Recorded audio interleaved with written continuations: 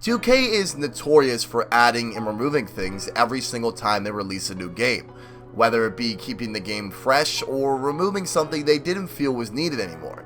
Sometimes these are good changes and sometimes they are bad changes. For today's video, I want to have the conversation on if Hall of Fame badges were a good thing to introduce to 2K. Once again, you guys know the vibes, grab yourself a snack, get comfortable because we are going to have a debate. Badges in NBA 2K have been a thing for years and play a huge impact on how the entire game is played. Now, I could be wrong, but I believe badges made their first appearance somewhere around NBA 2K13 or NBA 2K14. Now, as mentioned, I could be wrong. I'm not 100% sure on this, but if I am, feel free to comment and correct me in the comment section below. Now, the introduction of badges were really cool and it allowed for a player to be better skilled in an area they excelled in. You guys obviously know what badges are, but for example, it would be Steve Nash having Dimer because he had amazing passing IQ when he actually played in the NBA. So badges were an extra boost to an area a player was really well in, was really skilled. Now, with 2K diving headfirst into the My Player customization and focusing in the direction of Park, badges meant more than they ever did before. Sure, they were in My Team, Play Now, and other game modes. Equipping badges to your custom My Player was crucial. Now, over the years, acquiring these badges has changed pretty dramatically. There were different ways to get your badges year to year, and the popular answer is people liked NBA 2K17's badge progression system, probably the best out of them all. I don't know if you guys remember, but seeing that unlocking of the Grand Badge was one of the best feelings ever. Although, I'm not gonna lie, NBA 2K20's badge system is super cool. Most people don't want to play against the computer for literally 30 plus hours to get 4 badges. It just simply takes way too long. Other than that, the 2K20's badge system is actually pretty good. Now, NBA 2K15 and NBA 2K16 did have badges that you could get for your player, but they maxed out at gold.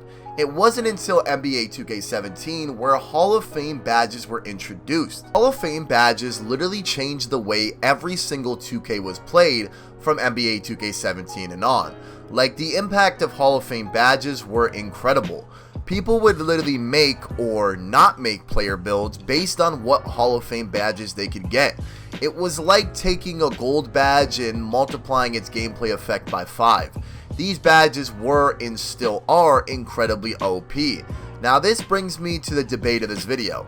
Did Hall of Fame badges make 2K not fun? Did it ruin it completely?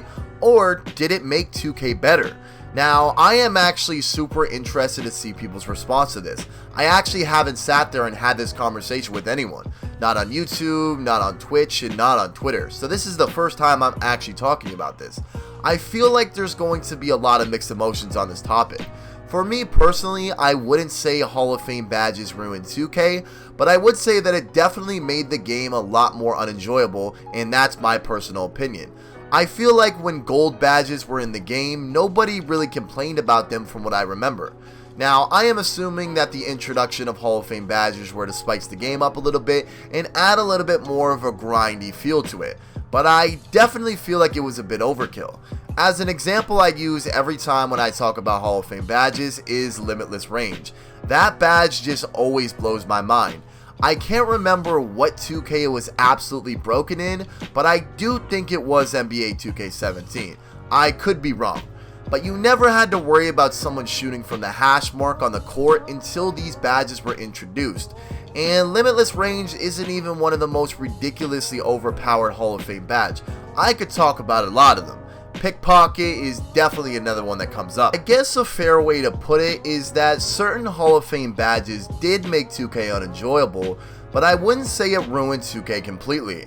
Now, the whole badge conversation could go a lot deeper and we could touch on a variety of things.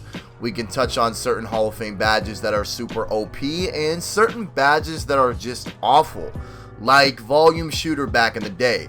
If you know, then you know. I bet to whoever watching this video, when you think of Hall of Fame badges, there's always that one Hall of Fame badge that you immediately think of. We could talk for hours about TakeOver and how broken certain takeovers were in 2K19. like the post takeover and how you literally got put into uncontrollable animations. Now, takeover is definitely better this year, but that's another interesting conversation we could have for another video at another time. We could dive deep into how getting badges every year has changed. There's just so many topics to touch on when it comes to the whole badge conversation. Nonetheless, the introduction of badges were definitely a good thing, but the introduction of Hall of Fame badges could definitely be put up for debate, and that's exactly what this video is for. As mentioned earlier, I'm super interested to hear your guys' take on this.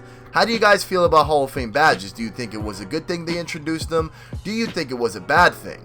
If you think it was a good thing, why? And if you think it was a bad thing, why do you think that? Once again, guys, thank you very much for watching these videos. I appreciate it very much. Feel free to leave your thoughts and your comments in the comment section below. Once again, guys, make sure you are subscribed to the channel. We upload mostly every single day, and we cover a wide variety of 2K content. Once again, I say it all the time, but thank you very much for the support. I'll see you guys next video, and peace!